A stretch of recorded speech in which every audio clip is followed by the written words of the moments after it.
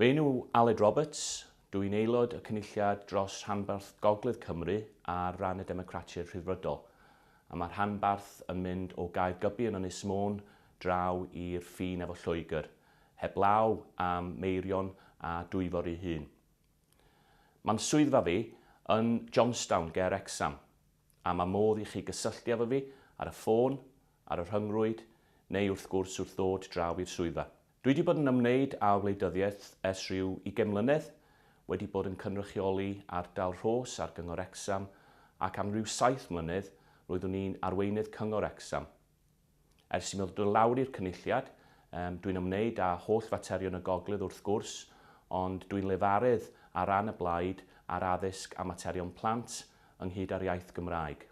Dwi'n gobeithio fewn y 5 mlynedd nesaf yma yn y cynulliad fy ni'n gwneud llawer iawn o newidiadau a hwyrach yn gwneud bywydau pobl ar draws y gogledd ond trwy Gymru ben Baladr yn well.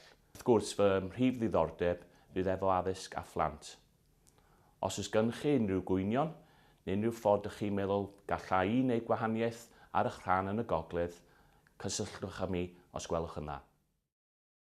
Cynulliad Cenedlaethol Cymru yw'r corff sy'n cael ei ethol yn ddemocrataidd i gynrychioli buddiannau Cymru a'i phobl, i ddeddfu ar gyfer Cymru ac i ddwyn Llywodraeth Cymru i gyfrif.